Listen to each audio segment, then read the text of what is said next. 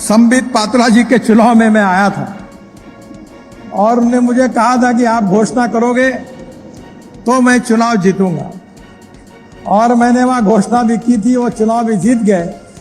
अब मेरी जिम्मेदारी है कि उसको पूरा करना।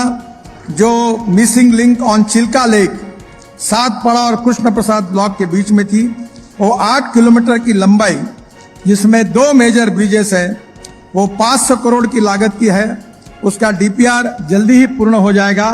मैं इस कार्य को मंजूरी दे चुका हूं और जल्दी ही भूमि पूजन के लिए वहां मैं आऊंगा, क्योंकि वहां के जनता को मैं कमिटमेंट करके गया था।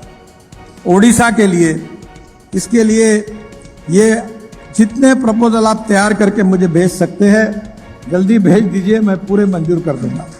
कि हमारा पायलट प्रोजेक्ट होने के बाद ये कटक और भुवनेश्वर से डायरेक्ट पुरी तक एयर कंडीशन इलेक्ट्रिक बस शुरू कर दो, और उसके कारण आपकी तकलीफ दूर हो जाएगी।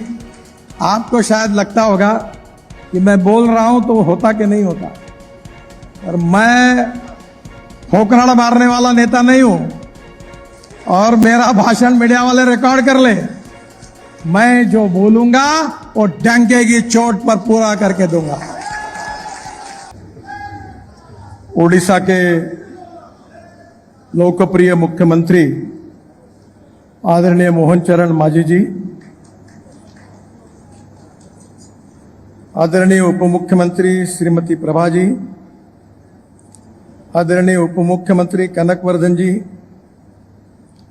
पीडब्ल्यूडी के मिनिस्टर पृथ्वीराज जी, transport minister Vibhuti Bhushan, parliament में मेरे सभी सहयोगी सम्मानीय सांसदगण, समस्त मंत्रीगण, विधायकगण और उपस्थित भाई और बहनों, सबसे पहले मुझे बहुत खुशी हुई कि भगवान जगन्नाथ जी के इस धरती पर आने का मौका मुझे बहुत दिनों के बाद मिला। मैं जब शिपिंग का मंत्री था तो पारादीप पोर्ट के लिए अनेक बार आने का अवसर मुझे प्राप्त होता था। मुझे बहुत खुशी है कि भारतीय जनता पार्टी का शासन आने के बाद आदरणीय मुख्यमंत्री जी के नेतृत्व में ओडिशा विकास और प्रगति की ओर तेजी से बढ़ रहा है। और इस बात का भी मुझे पता है कि अगर राज्य का विकास होना है तो हमें अच्छे वर्ल्ड स्टैंडर्ड का इंफ्रास्ट्रक्चर डेवलप करना होगा। ये जो इंफ्रास्ट्रक्चर है ये 4 प्रकार का है: water, power, transport and communication. यहां अच्छे पोर्ट है, खनिज संपत्ति है, पर्यावरण का समतोल रखने वाला फॉरेस्ट है, वाइल्ड लाइफ है।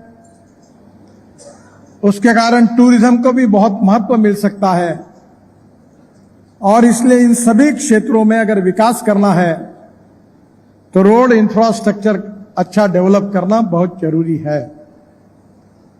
2014 में प्रधानमंत्री के रूप में आदरणीय मोदी जी ने जब अपना पदभार स्वीकार किया, तब उन्होंने ये निश्चित किया कि इस देश के प्रगति और विकास के लिए हमें अच्छे इंफ्रास्ट्रक्चर के निर्माण करने की आवश्यकता है। और मैं ये विश्वास के साथ कह सकता हूं, संबित पात्रा जी के चुनाव में मैं आया था और उन्होंने मुझे कहा था कि आप घोषणा करोगे तो मैं चुनाव जीतूंगा, और मैंने वहां घोषणा भी की थी, वो चुनाव भी जीत गए।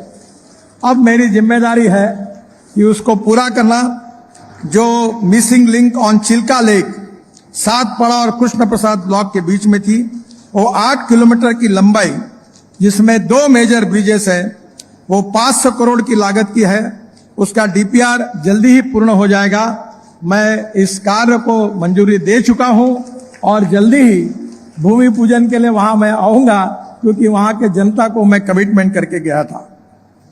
इसके साथ साथ मैं आज मुख्यमंत्री जी से और पीडब्ल्यू मिनिस्टर जी से प्रार्थना करता हूं कि मैं सीआरआईएफ में आपको 800 करोड़ रुपए मंजूर कर रहा हूं। आप इसके प्रपोजल तुरंत मेरे पास भेज दीजिए और 200 करोड़ मेरे लिए रखिए, ताकि मेंबर ऑफ पार्लियामेंट जो मेरे पास आते हैं उनके लिए वैसे 1000 करोड़ ये राम CRF के लिए मैं मंजूरी दे रहा हूं। आप जल्दी प्रस्ताव भेज दीजिए। ओडिशा में करीब 50,000 करोड़ के हाईवे निर्माण का काम चल रहा है।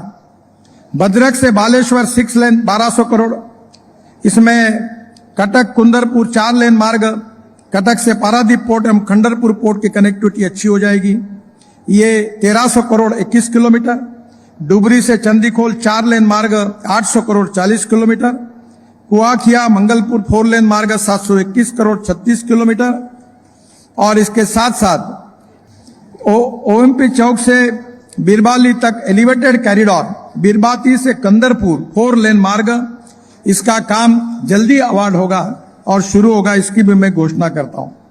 ये कटक शहर में ट्रैफिक जाम की समस्या इसके कारण हल होगी। तेल नदी पर 2 लेन पुल 109 करोड़, सोनपुर बौंद को जोड़ेगा, पूर्व पश्चिमी ओडिशा को भी जुड़ जाएगा। दरिंगबाड़ी घाट का 4 लेन चौड़ीकरण 718 करोड़ 27 किलोमीटर। दरिंगबाड़ी पर्यटन स्थल के लिए महत्वपूर्ण है, ये दिसंबर 2028 तक पूरा हो जाएगा। मंगलपुर कैंगोला 2 लेन प्योर शोल्डर मार्ग 374 करोड़, ये 17 किलोमीटर है, अप्रैल 2028 तक पूरा हो जाएगा। बलीकुदा मुल्कानी 2 लेन प्योर शोल्डर 511 करोड़, दिसंबर 2027 तक पूरा हो जाएगा। कंदरपुर बालिकादा 2 लेन प्योर शोल्डर मार्ग 500 करोड़, ये भी दिसंबर 25 तक पूरा हो जाएगा। मुझे विश्वास है कि नुआगांव स्थित JSW स्टील प्लांट से NH 16 से डायरेक्ट कनेक्टिविटी मिलेगी। मैं ओडिशा में जो प्रमुख बाईपास है उनके मंजूरी की घोषणा कर देता हूं। इसकी कीमत 5-6 हजार करोड़ होगी, समय की कमी है, केवल नाम पढ़ता हूं। ब्रह्मपुर में 4 लेन बाईपास, संबलपुर में 4 लेन बाईपास, बोलांगीर में 4 लेन बाईपास, नयागढ़ में 2 लेन प्योर शोल्डर बाईपास, इसके साथ साथ झारसुगुड़ा में 2 लेन प्योर शोल्डर बाईपास अंगुल आने के लिए, नवरंगपुर में 2 लेन प्योर शोल्डर बाईपास, फुलबानी में 2 लेन प्योर शोल्डर बाईपास, रायगढ़ में 2 लेन प्योर शोल्डर बाईपास, ये सब बाईपास को 5000 करोड़ के बाईपास को मैं मंजूरी प्रदान करता हूं। इसका काम भी जल्दी शुरू हो जाएगा। ओडिशा में जो आने वाले प्रोजेक्ट है जिसकी मैं घोषणा करना चाहता हूं, वो करीब 75,000 करोड़ के 2230 किलोमीटर की परियोजना है जो हमको अवार्ड करनी है। DPR बन गए हैं। एक है भुवनेश्वर पुरी 6 लेन मार्ग 1200 करोड़ 67 किलोमीटर, जल्दी उसको हम अवार्ड करेंगे, जो 1.5 घंटे से घटकर 45 मिनट हो जाएगा। कनक कटोरा से तेलीबानी 4 लेन मार्ग 3,500 करोड़ का 153 किलोमीटर, DPR प्राप्त हुआ है, जल्दी इसके कार्य का शुभारंभ करने की कोशिश करेंगे। सोहेला से सोनपुर 4 लेन मार्ग 1600 करोड़, इसका भी DPR प्राप्त हुआ है।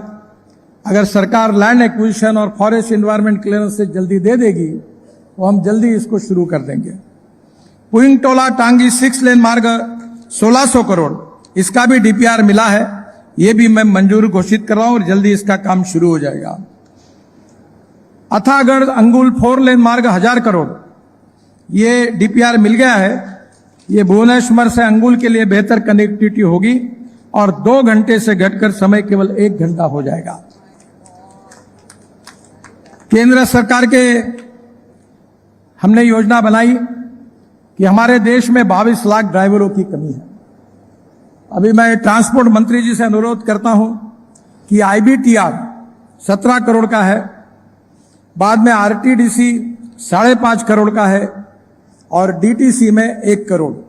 तो यह ITDR में 17 करोड़ की सब्सिडी है, RDTC में 5.5 करोड़ की सब्सिडी है और DTC में 1 करोड़ की सब्सिडी है और फिटनेस स्टेशन के लिए 1.5 करोड़ की सब्सिडी है।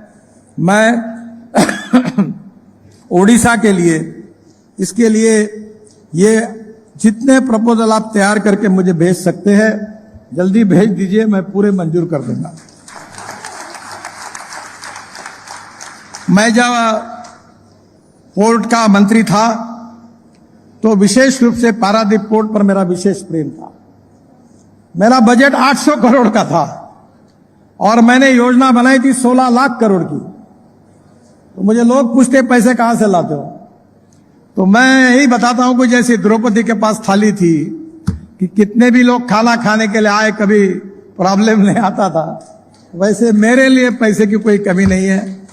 कैसे काम करना और पैसा कैसे खड़े करना इसका अनुभव था। मुझे बहुत खुशी हुई कि आज मैंने जब थोड़ा जानकारी ली तो बड़े प्रमाण पर सागरमाला की योजना में पारादीप पोर्ट पर काफी बड़ा काम हुआ है। इसके लिए भी मैं निश्चित रूप से पोर्ट वालों को बहुत बहुत उनको अभिनंदन करता हूं। और भी बहुत सी योजना है। अभी जगन्नाथपुरी के रोड के बारे में मुख्यमंत्री जी ने कहा है। मैंने अधिकारियों से पूछा कि वहां दोनों बाजू में बिल्डिंगें बनी हैं, पर मैं दिल्ली जाने के बाद इस रोड का प्रेजेंटेशन लूंगा और आपके लिए कैसी व्यवस्था होकर ट्रैफिक सुविधा हो सकती है इसका अध्ययन करूंगा। मैं आप चिंता मत करिए। अभी मैं पुणे में 50,000 करोड़ के जो ब्रिज बना रहा हूं वो 3 लेयर के है। नीचे में रोड है, ऊपर में फ्लाईओवर है, उसके ऊपर में फ्लाईओवर है, उसके ऊपर में मेट्रो है। और नागपुर में भी ऐसे मैंने बनाया है 4 लेन का। ये आपकी मुंबई कलकत्ता लाइन रेलवे की जाती है। नीचे में रोड है, ऊपर में फ्लाईओवर है, उसके ऊपर में मेट्रो है, एक समय 4 लाइन। तो आपके रोड का अध्ययन करेंगे। मैं 3 लाख करोड़ रुपए की हम टनल भी बना रहे हैं, पर टेक्निकली एक बार वो प्रॉब्लम क्या उसका वीडियो शूटिंग करने के लिए मैंने अधिकारियों को बताया है।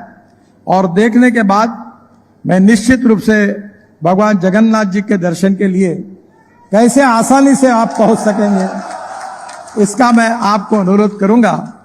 वैसे मैं 360 रोपवे, केबल कार, फेनाकुलर रेलवे बना रहा हूं। आसमान में दौड़ने वाली डबल डेकर बस अब ला रहा हूं। वैसे उस समय एमपीबीएस सी प्लेन, पानी पे उतरने वाले हवाई जहाज भी हमने लाए थे। अभी ड्रोन टैक्सी भी आ रही है, वाटर टैक्सी भी आ रही है। तो आने वाले समय में मेरा आपसे अनुरोध है कि अभी मैंने नागपुर में पहला पायलट प्रोजेक्ट किया जिसका टेंडर कल रिसीव हो रहा है। वो है फ्लैश चार्जिंग बस, जिसमें एग्जीक्यूटिव क्लास है, ड्राइवर के सामने से सब लोग चढ़ सकते हैं, सीट के सामने टीवी है। एयरपोर्ट अपने हवाई जहाज में जैसी एयर होस्टेस होती है तो बस होस्टेस होगी। हर 135 सीट की बस की कैपेसिटी है। बस एक जगह रुकेगी, आधा मिनट में चार्ज होगी, फिर चलेगी। और बस का किराया डीजल बस की तुलना में केवल 30% कम होगा। तो मैं आपको अनुरोध करता हूं कि हमारा पायलट प्रोजेक्ट होने के बाद ये कटक और भुवनेश्वर से डायरेक्ट पुरी तक एयर कंडीशन इलेक्ट्रिक बस शुरू कर दो, और उसके कारण आपकी तकलीफ दूर हो जाएगी।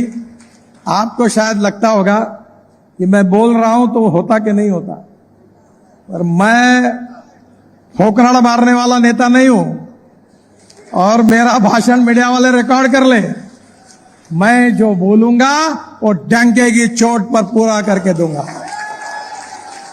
जय जगन्नाथ, नमस्कार। जदि आपंक आम भिडी भल लगा तेब आम चैनल को लाइक, शेयर और सब्सक्राइब करने को जमा भी भूलु नहीं।